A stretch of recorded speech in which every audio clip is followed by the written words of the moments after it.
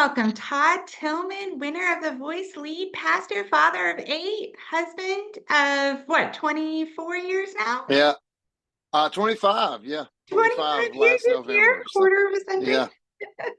yeah, Welcome Todd Tilghman to my podcast. It's thank you. so great to have you. It was amazing. I got to see you twice now at the Vision Conference, Yeah. and I have loved it every single time. I'm one of the many faces in the audience, but I will tell you that you and your your company, who's the guy who plays with you? Dustin. Yeah. Dustin. I had that name in my head and I didn't say it. Anyway, both of you were amazing, are amazing singers, and you just Well, you thank just you. have a way with song that speaks to someone's heart. I'm one of those that if I choose music over lyrics, if I would choose lyrics over music Yeah, because me too. yeah, because the song, lyrics are wonderful. I mean, the music is wonderful because it makes you pay attention a little bit if Hmm. you're gonna like the song or not. But the lyrics, they speak to your soul. Like Yeah, they grab a hold of you, and that's something that your songs has always done for me. And then when I we were like appreciate that. and last year, I didn't stay on campus at the conference. This is in Herman, California, by the way, for anybody curious about this conference. It's a Christian conference in Mount Herman, California, or it's Yeah. actually Feston, California. But I didn't get to stay on campus that last time. And so I didn't get to do the around the campfire, like Yeah. impromptu concerts you would give or just, community Yeah. singing. What would you call that? Right. That I Yeah. did. I don't even know. We just kind of got around and sang, and I uh, know. it's normally late enough in the conference that my allergies have kind of set in, because Oh, I being out know. there in the forest. Yeah, I think you did sing this year. I did get to do it this year. I was able to participate in those. I was there late enough. I stayed on campus this time.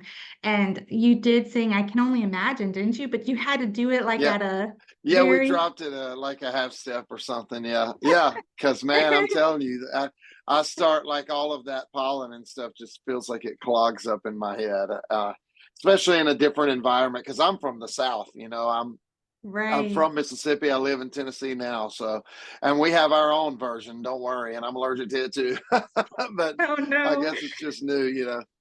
Yeah. Well, it was still amazing. That's probably one of my my favorite song that you sang. Of course, I was trying to go through all the YouTube videos that that you have that are posted of you singing either on The Voice or just some of the music videos you've come up with or you've Uh, come out with. And I have to say, probably I was really disappointed. I couldn't find you singing. I Can Only Imagine. I really wanted to see that. There was a yeah, link for it.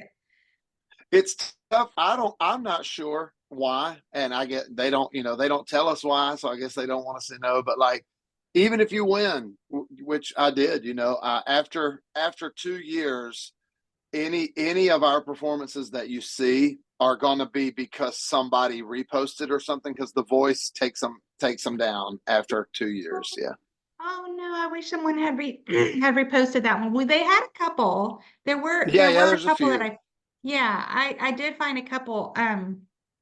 But I was really wanting to see you sing I Can Only Imagine. I don't know. That's one of the most powerful songs Yeah, I I feel love like it. in our generation, and you sing that so amazingly. So I was hoping to hear you.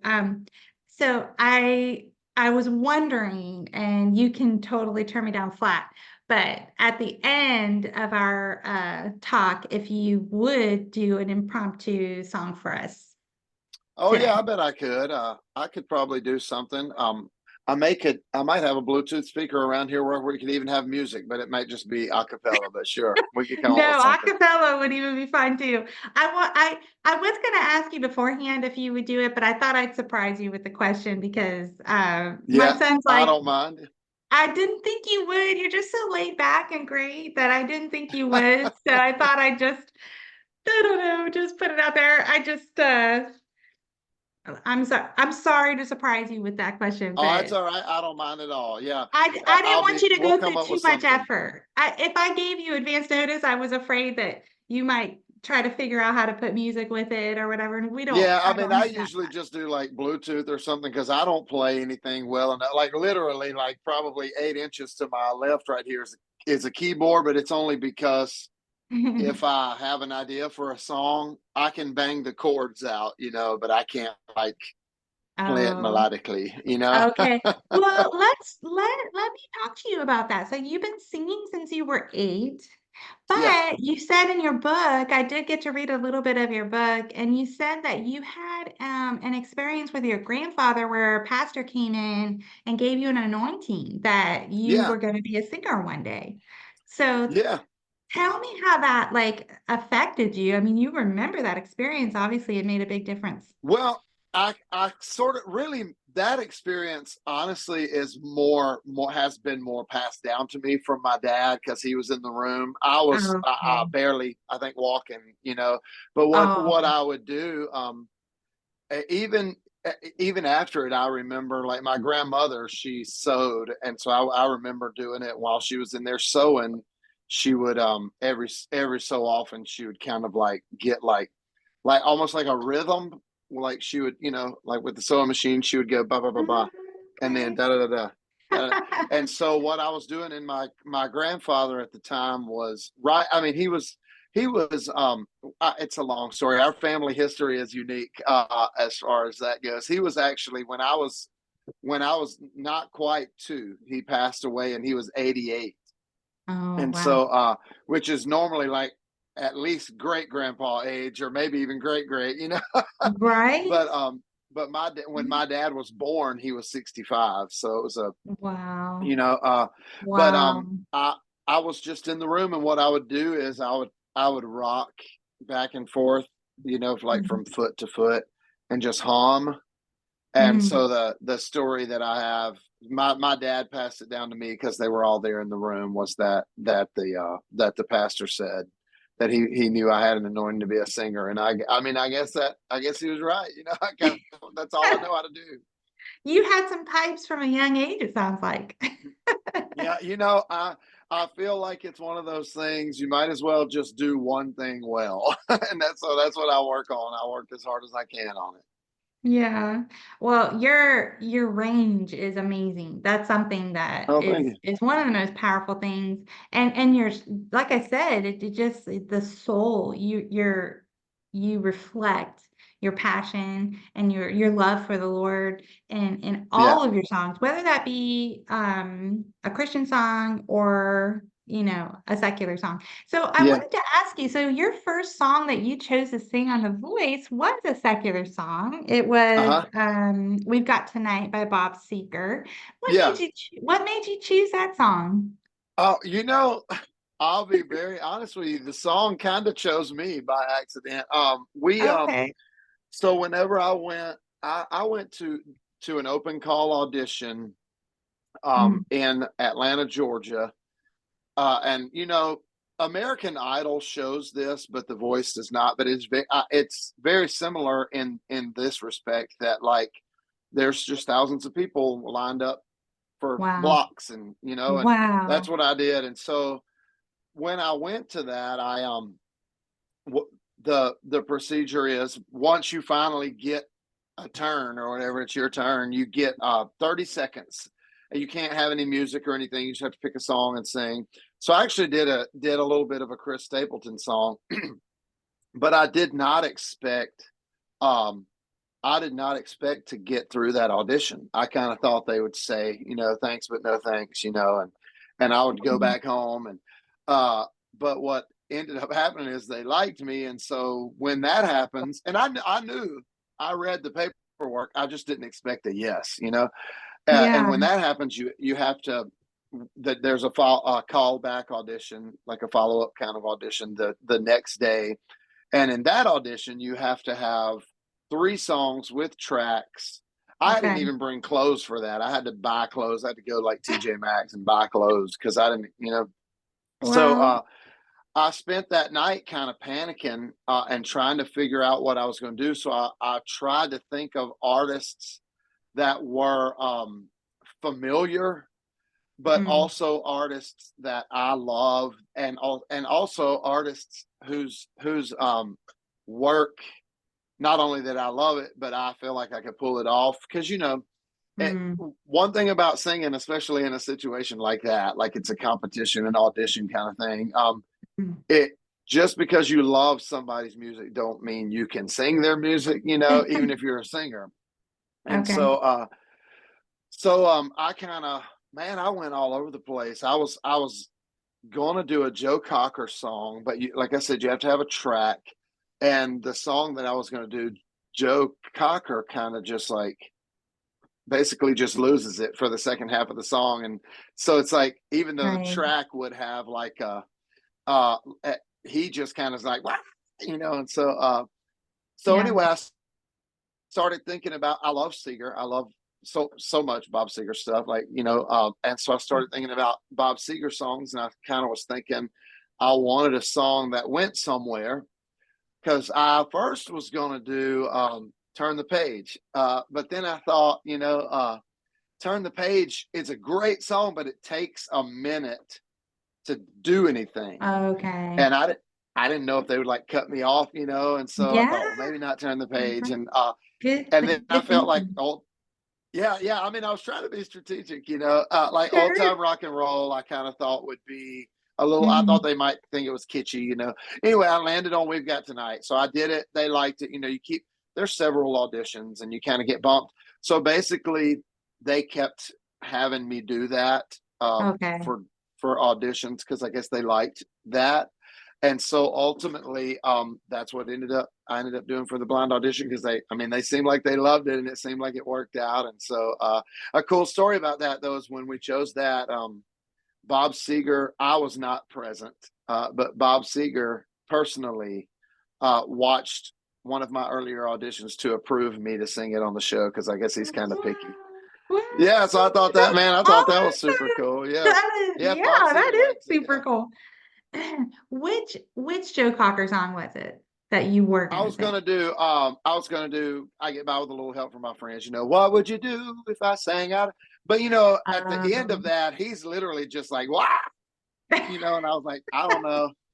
In an audition, I don't know if that's probably the best idea. And I actually do that live from time to time whenever I have a full band show, but we kind of cinch it up a little more, like we sort of have more of a tied up ending to it. And so I had to skip on that one, and I did the Stapleton song, and then, believe it or not, I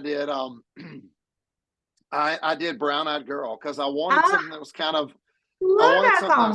upbeat. I love Van Morrison, and I mean, he's one of my most favorites. And so Yeah. I love Endless Summer is one of my favorite songs, and Into the Mystic is one of my favorite songs too. But I wanted something a little more upbeat, and so I had three songs to do, and those were the three I did.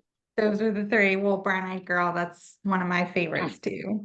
So, um, you sung We've Got Tonight as your blind audition, and Mm-hmm. then how shocked were you when all four judges turned around?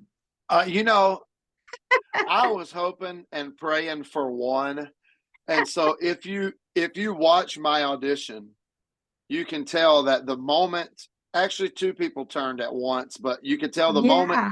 a chairs turned, I was just elated. But when they all turned, I even, when other people watch it, they probably can't tell. I hope not, at least, but like maybe they can. I don't know. But when I chose a coach, I Um, fumbled through my words because I was just so dumbfounded, because you wow. sort of get I'm gonna stop this so you don't hear all of my emails.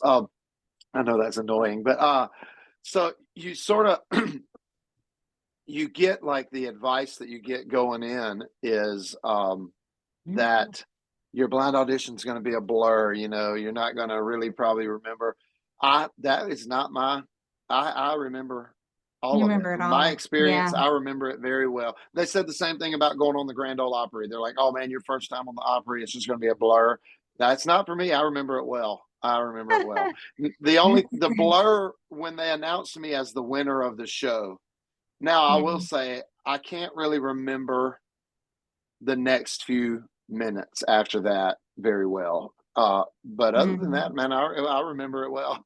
Well, yeah, I'm sure it made a huge impression on you, and you made such a huge impression on everybody. And just the fact that a pastor, a father of eight, like can and you were also the oldest winner of the show, Yeah, which how do you yeah, feel I about still that hold that title. distinction? How do you feel You about that know, I don't. distinction, honestly? I will not mind when I lose that one. If I do, if I lose that, I don't mind. My what I try to do to deflect from that is it's fine.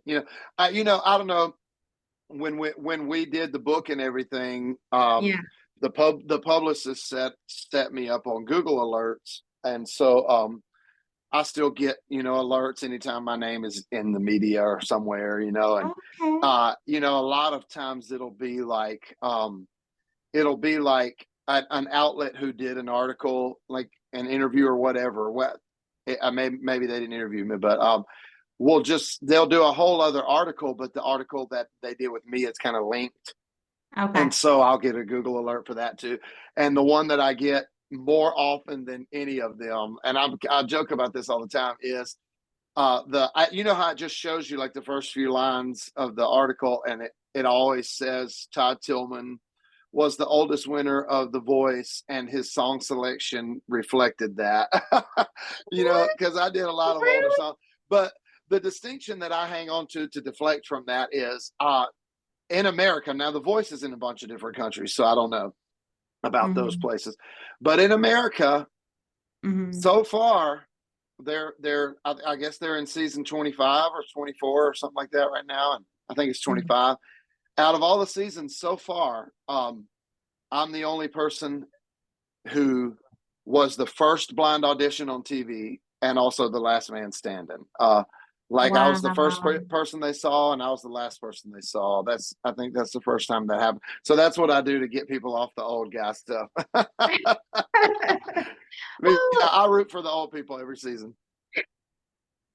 hey, I think it's awesome. I think it's pretty cool, honestly. Like you didn't let, I mean, you're standing with thousands of people for trying to audition for the show, and I'm sure you're seeing nothing but young faces. Maybe you Oh saw yeah. some older faces, but did that discourage you at all? Like just Uh, you know, it's weird. One of the struggles that I would say that I have even mm, now, yeah. not necessarily with my age as much, even though my age is it's part of it. What I do now, man, a lot of people do not understand. I didn't. So I'm not pointing fingers at them. I didn't understand it until I was in it. The Mm, oh man, the difficulty of a career in music mm, anyway. But when mm, you step through the door at mm. 42 years old, Yeah. it's Yeah. man, it's something. But I don't. It's weird. It's not that I would say it's discouraging. I would, in a way, but for me, one of the struggles that I have, but I'm kind of open about things like that, is I we've been through some situations in our life, Mm, and I don't know. I'm not a lingo kind of guy, because we keep making up new words, and like I'll be scrolling through TikTok, and now everybody in the world is either a narcissist or an avoidant, and I'm like, I don't even know okay, I don't know. So I don't know, mm, but what I will say is I do feel like some of the circumstances that I had in my life leading up to The Voice mm, might have given me a hair of PTSD in that I don't mm, know that I'm discouraged by my age.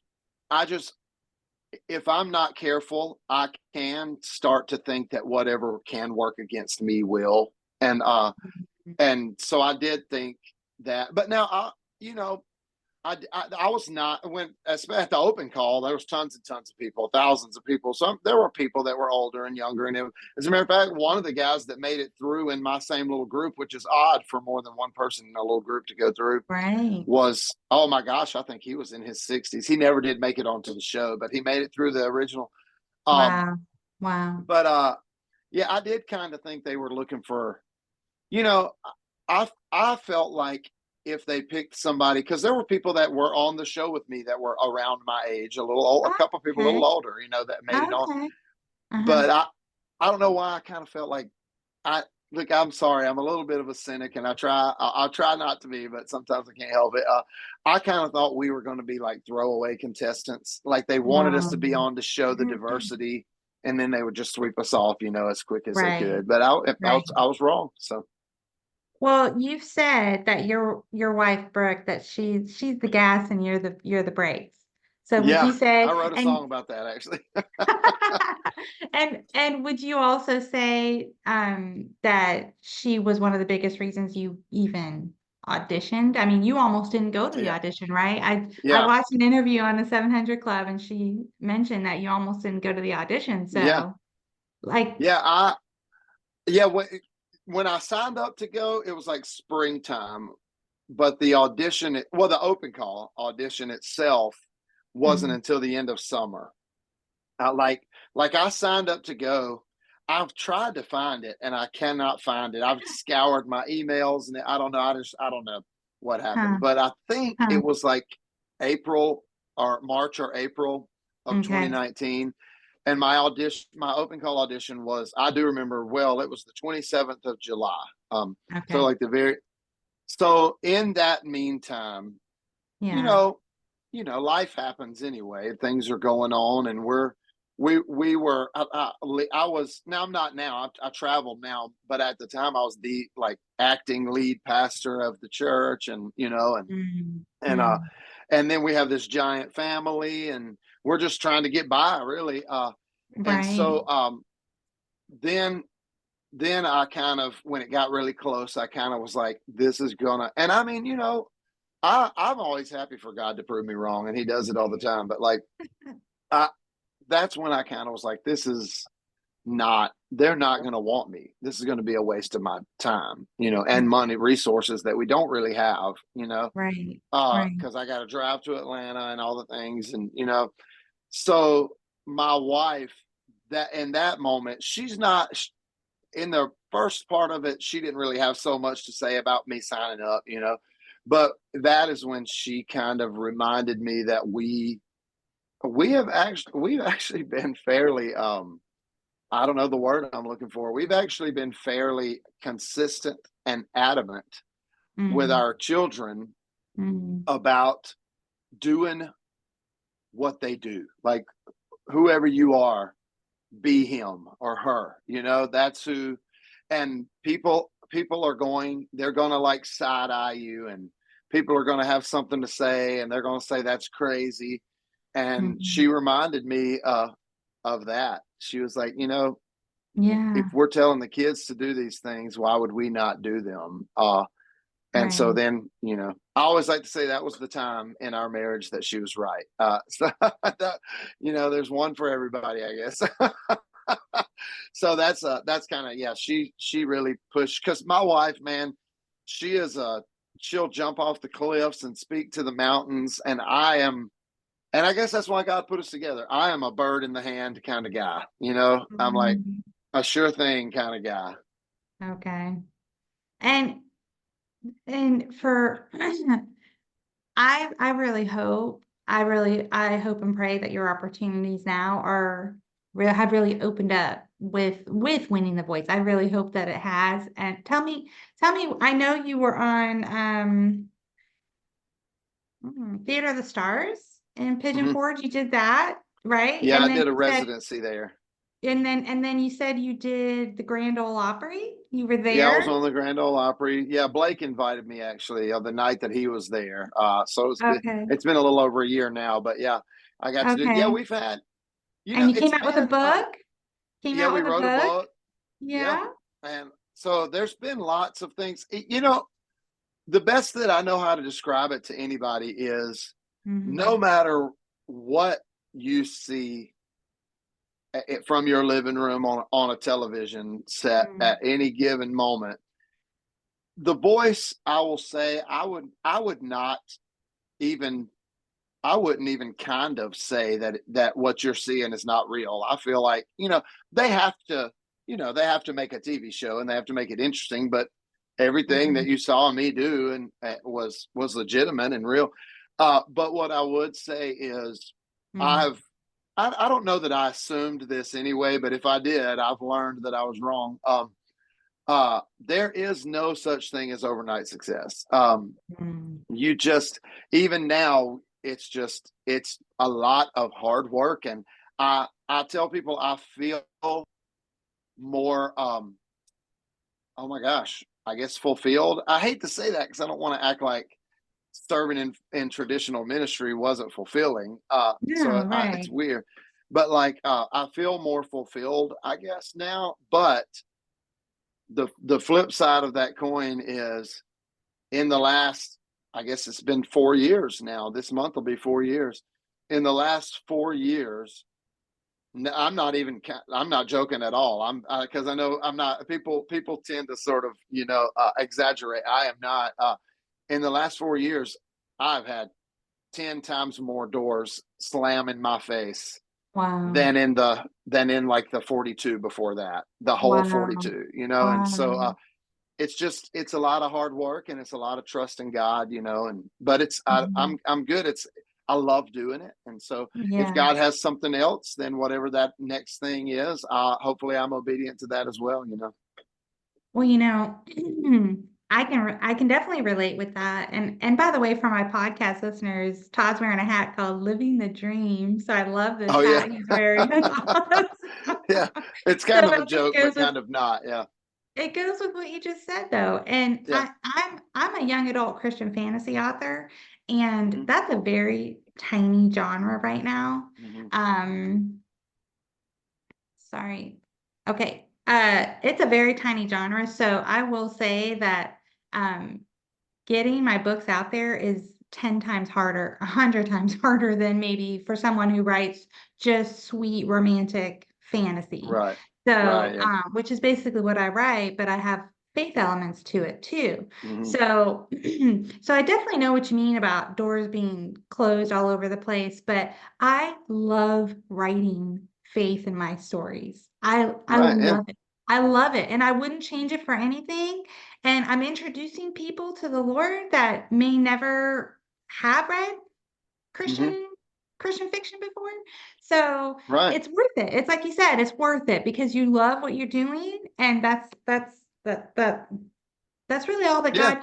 I feel like if God's going to call us to do something, it's going to be to share his message in whatever outlet that is. Right. And for Yeah. you, that's music. And even with your book, do you think another book is going to come out? I did read in the blurb that this is your first book, so maybe We there's are. more coming.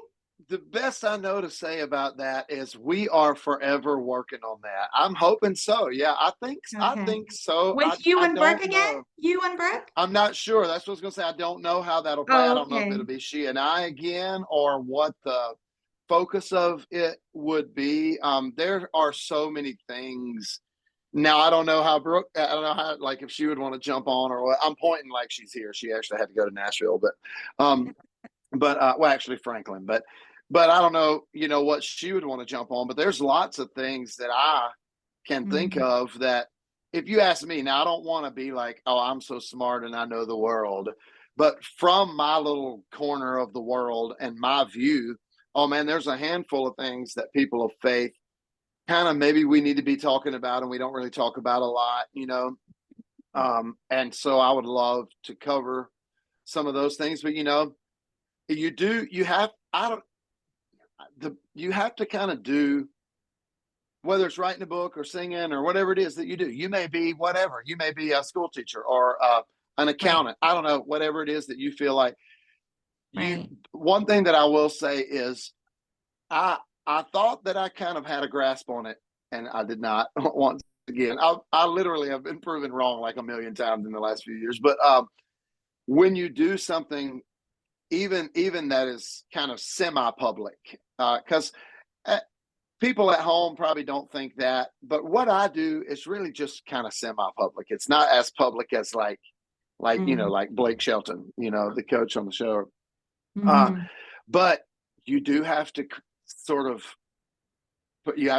try to find a mentality, because there are going to be people, and a lot of them, and I'm just being honest because hopefully it'll cause people to think, a lot of them are faith people of faith. And I believe even if I didn't believe it, it's none of my business, but like, I believe they know the Lord and they love the Lord.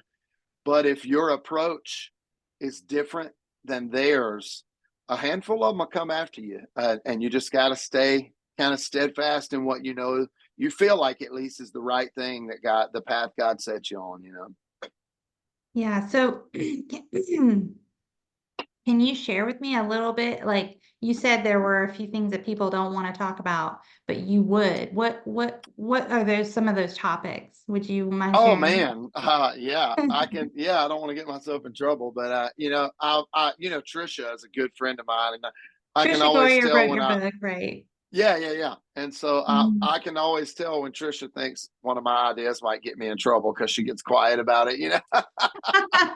But one of them is, men are notorious, and I think part of it is just biology. I don't know, and Mm, and creation. God made us this way.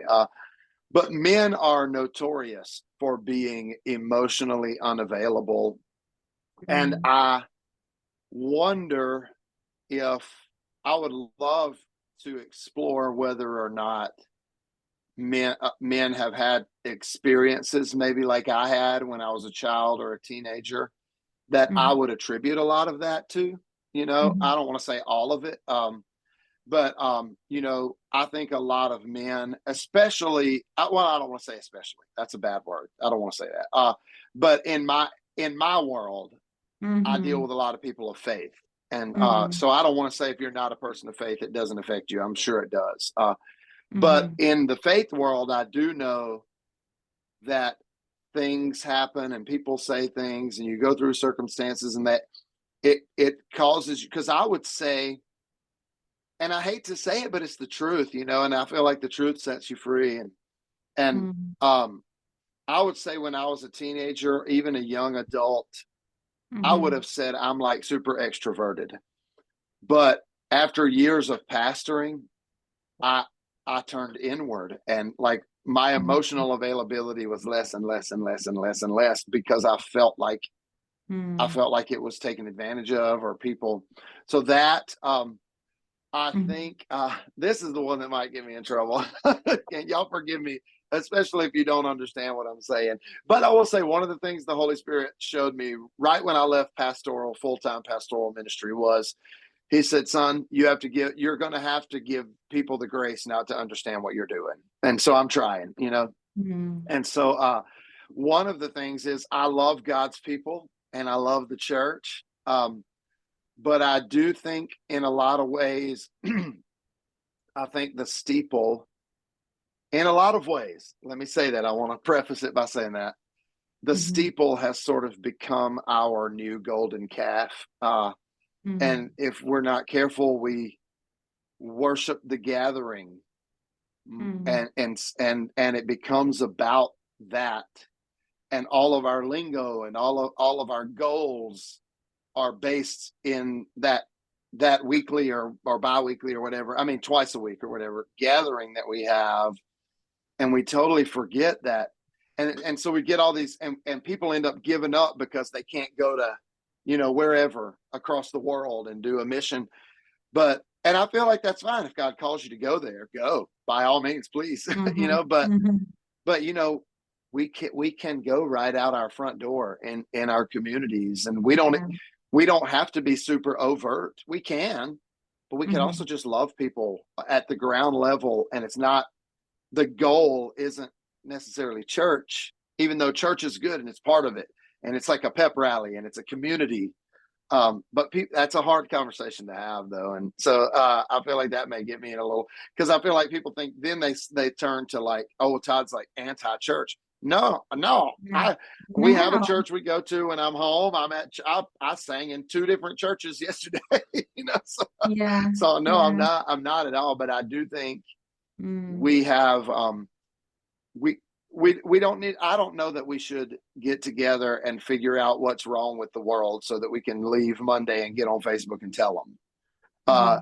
As you know, Well, sorry, I ramble. okay. So,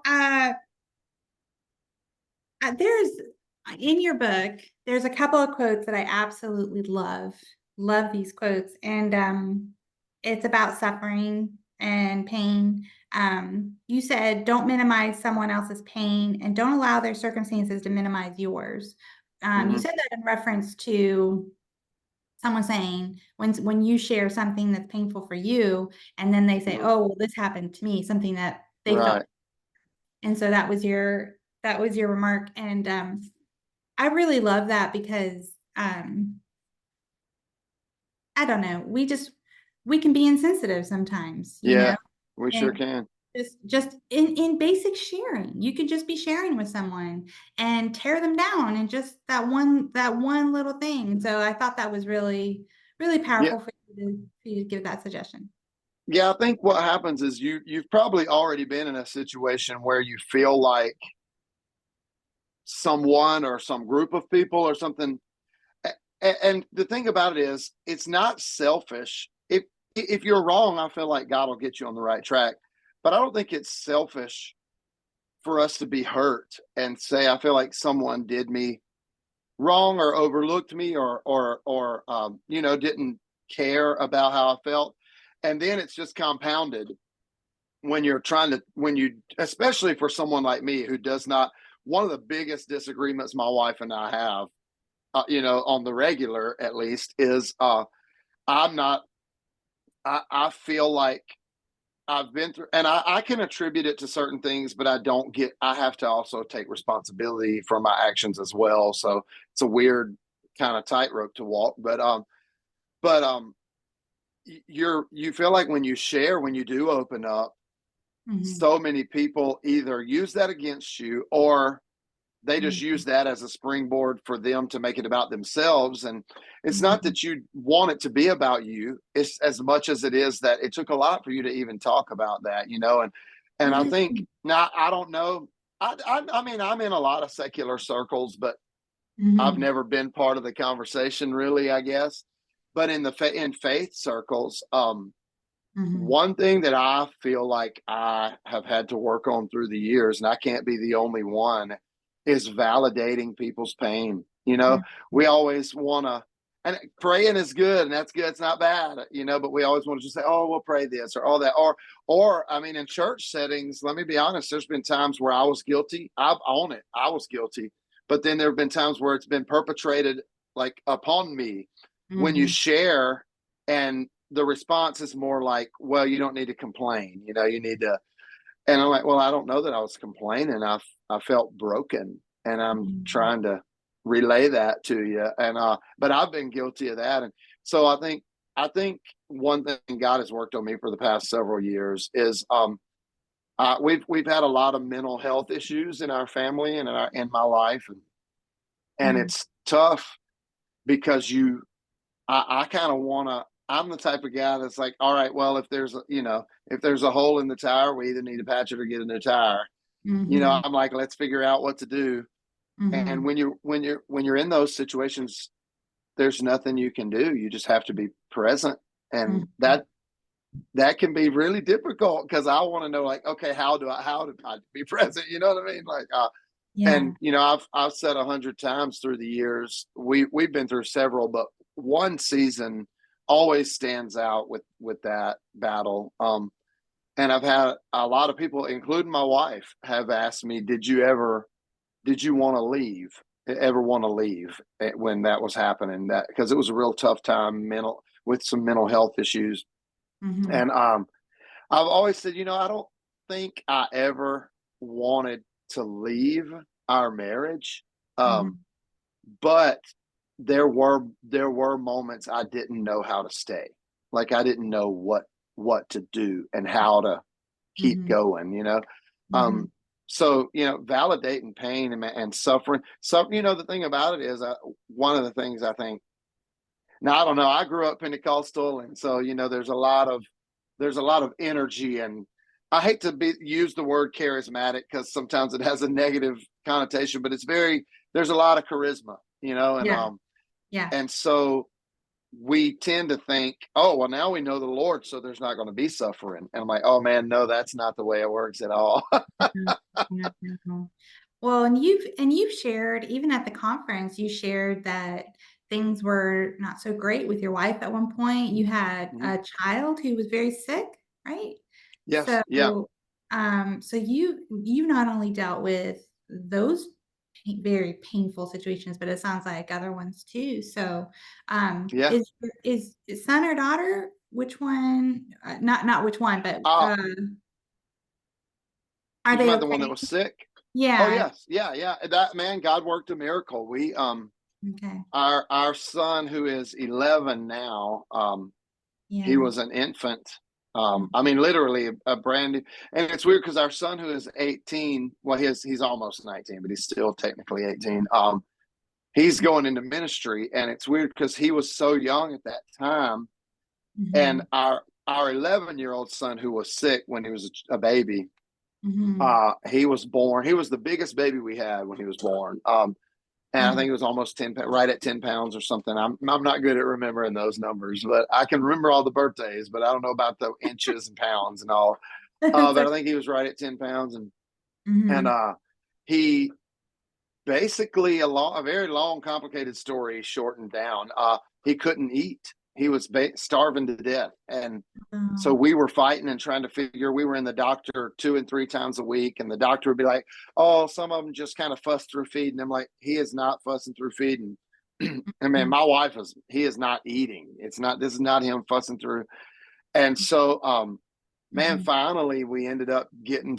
We went to a specialist, and I'll mhm. never forget as long as I live. They did a swallow study, and they came into the room where we were, and they said, "Has he been hospitalized with pneumonia?" And we're like, "No. I mean, he just Mhm. doesn't eat. He's never had sickness, as in like like a sickness. He's just whittling. I Yeah. mean, because by now he's nothing. His eyes are sunk in, and Mhm. and Wow. so he said, well, this child, they we had to sign a form. I remember it, for them to keep the swallow study to teach with it, Wow. because our child he was like aspirating everything he ate, which 100% of the time causes pneumonia, even fatal pneumonia. And Wow. he never did. And Wow. so God just sort of kept him, and then they kind of showed us the path. And now it's a joke in a way, but it's also true. Man, now this kid seriously will, whatever his brothers and sisters don't eat, he eats. So he's Praise and that God. was a tough time. Yeah, That was, man, that was that's brutal. terrifying. That's terrifying. That's absolutely terrifying. I've my I had my son was pretty sick when he was in fourth grade. Mhm. His whole face blew up like a chipmunk. He looked like a Oh man. chipmunk. Yeah, and he had MRSA in his nose, and so it blew up his whole face, and it could have gone into his brain. So he was hospitalized for over 3 or 4 days. But it was, I mean, when your child is sick, there is Right. nothing that gets your attention more than to God, Mm-mm. and nothing like there's I've never had a prayer life like that since, like, Right. Yeah. because you are And just it's screaming, begging and screaming. That's Yeah. right. Yeah. Mhm. And my view, I kind of saw the same thing through a Mhm. different window, which was I I feel this need to Mhm. care for this child, but also my wife, who is just Yeah. really struggling through this and fight. As a Sure. matter of fact, I mean, I'm not proud of it, but I mean, the truth is, there were times it actually kind of got to where, as much as possible, which I don't want to say manipulated, but in a way I did, to make it where it was possible a lot. I would just do the feeding because she was freaking out. Mm. And there were times where I just kind of lied to her and told her he ate more than he did so that she would have a Yeah. little peace, and but God worked that out among, oh man, we've been married 25 years. So and we have 8 kids. So among Yeah. many other things, we've Yeah. seen God just Yeah. work some things out. And some things, I think a lot of times, especially when you're not a person of faith and Mm. you hear these stories, I think it's important for those of us who do know the Lord and trust the Lord to Mhm. tell the world, sometimes some things I could name off a hand, I could rattle off 3 or 4 right now. Some things, at least up until today, have still not worked out like we prayed they would and hoped they would. But that doesn't mean that they won't. Mhm. And we don't have all the answers. So I don't Mhm. want everybody to be like, well, man, why does God do this for you and he's not doing it for me? Oh, we've had lots of situations. There's 1 or 2 major ones in my life right now that I'm Mhm. still waiting on whatever it is that God's going to do to bring finality. I don't know why, but I just hate the word closure. But Mm. I don't know why. I think it's because I listen to too much true crime and they talk about closure but like finality though is the word that I'll use. I'm still waiting on God to bring some finality to a couple of things. Mhm. So I think that to me, I just people in the faith and people who aren't in the faith, if they hear, I want them to understand. We're just trusting God, and I've seen miracles, and that's my testimony. But I also don't want to pretend like my life is just all great and butterflies and rainbows and milkshakes. We're all out here fighting. Well, you've also said your suffering isn't forever. Your suffering isn't for nothing. Oh, So, yeah. That came from, I was just sort of journaling really. And, yeah. and that kind of came from the scripture. I was in a situation and the scripture says that your suffering is light and it's temporary and it's working for you an eternal weight of glory. And so in my mind, I'm like, not only is this not going to last forever, Mm. it's not, God doesn't, now we don't understand. I will own that. There's a lot of things I don't understand, but Mhm. nothing is ever wasted. Even the most terrible things. I used to tell my kids this, and I would tell my church this when I was pastoring. But I still tell my kids this all the time. Now when things aren't, when the girls that my older girls are starting to kind of talk to boys and things, and sometimes things don't work out. But if you every year for Christmas, we make homemade cookies and give them away, tons of them.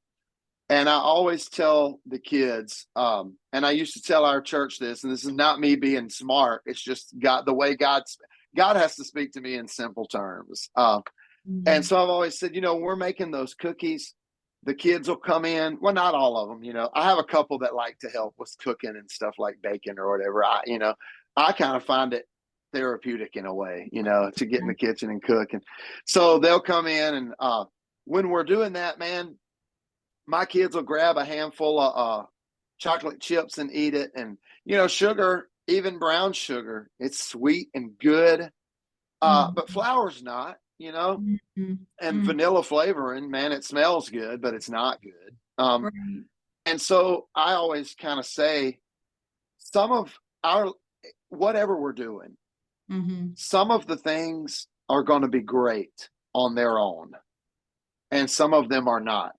Mhm. But if you want the result to be what it's supposed to be in the end, you have to have all of it. You got to Mhm. have the things that are sweet and good by stand alone, and the things that really are not great stand alone. But Mhm. when you put them all together, ultimately God's working everything together, for our good.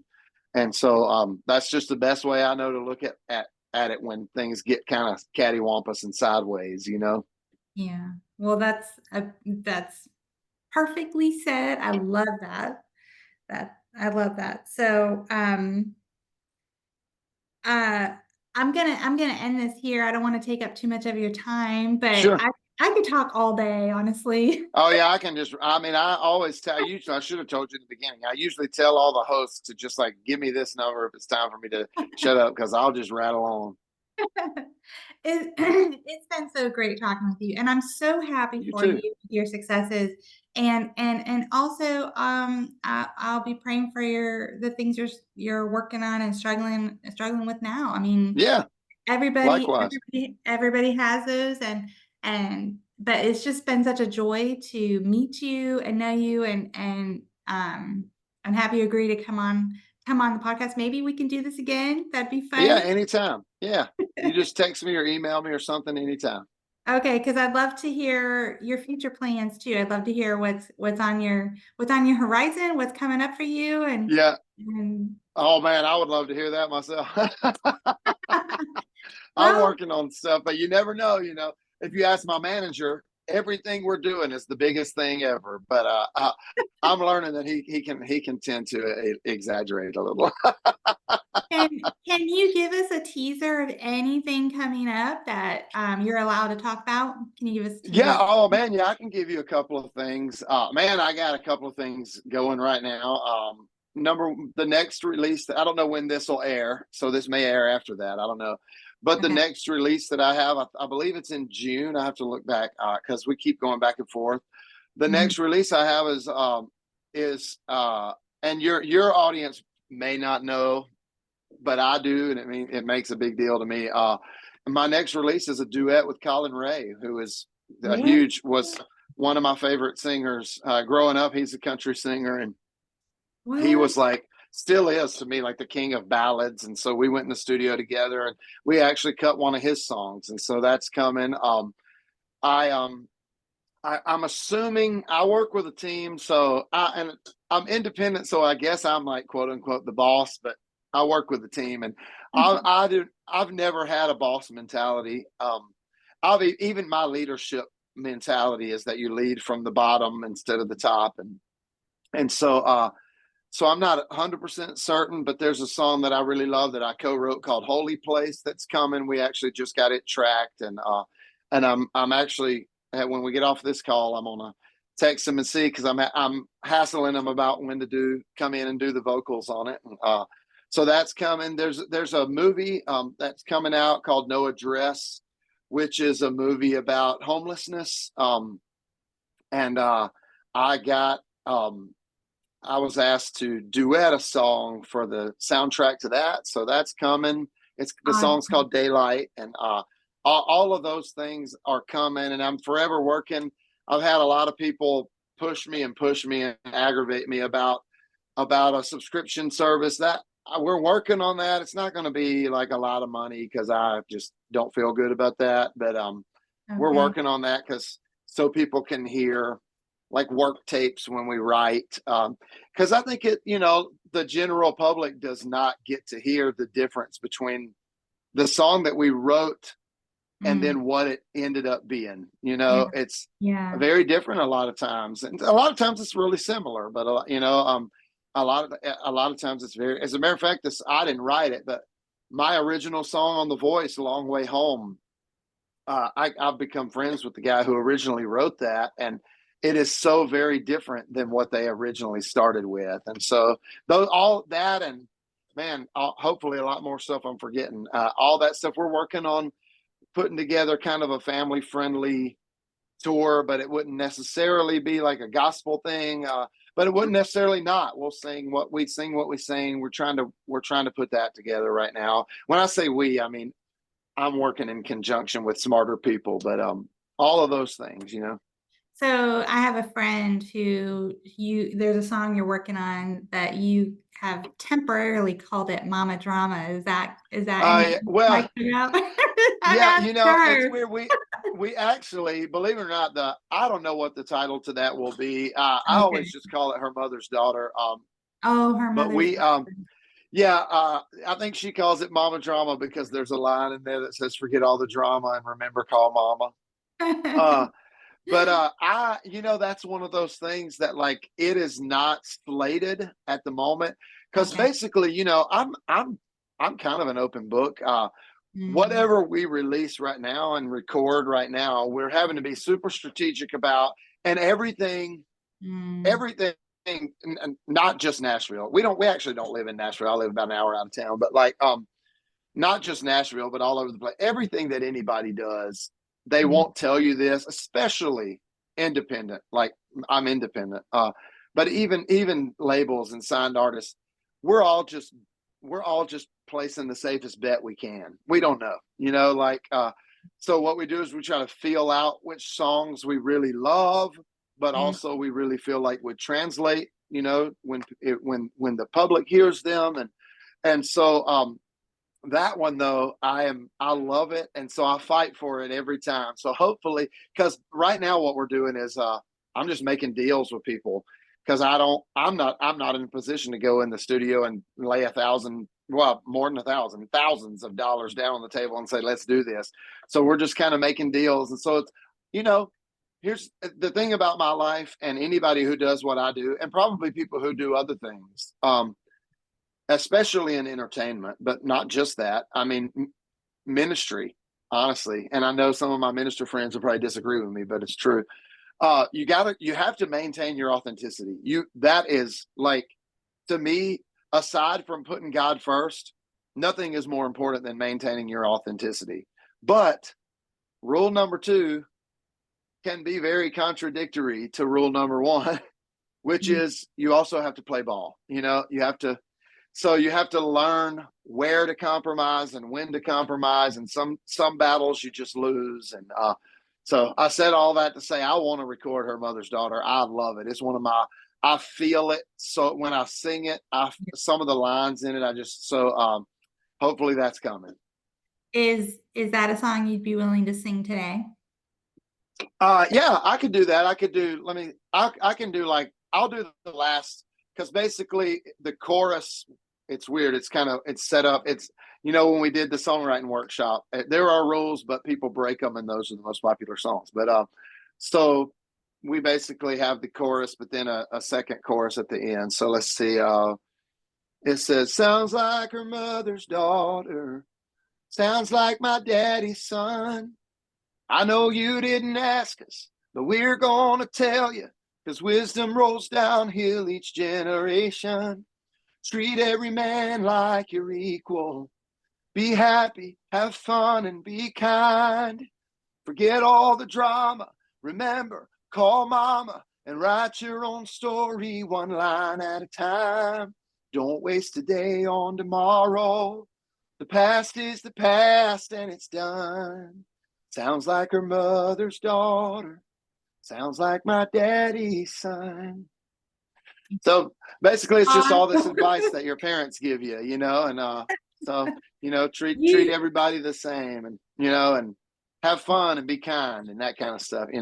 you sang that at the conference, and man, I was crying my eyes out. That was beautiful. Like I I said, love it. It's one of my heart and soul. favorites. Your heart and soul is in your music, and I love that. And I hope that where can we find you on Spotify? I'm sure we can find you on Yeah, Spotify. I'm on Spotify. I'm on all of those. Spotify, Apple Music, Amazon Music, Yahoo Music, Deezer, or whatever. I don't even know what that is, but I'm on there. And then YouTube, not YouTube Music, but just regular YouTube. I'm on there. And my website is toddtofficial.com. I'm on Facebook and Instagram, and I'm on TikTok, for God's sakes. I'm on all the things. So, Good, good. Okay. Well, I'm glad we know how to find you. And I hope that anyone who listens, if they hear that little clip at the end, that you're going to want to hear more of Todd Tilghman and lots more of you in the future. So I'll be praying for success and just all the good things in your life, Todd. Honestly, you're a great guy, and well, thank you. I will too. Likewise. it's been a pleasure talking with you and knowing and getting to know you a little bit. And like I said, I hope we can do this again. Oh, yeah. You holler at me anytime. All right. Thanks, Todd. Have a great See you day. next time. Bye bye. Okay.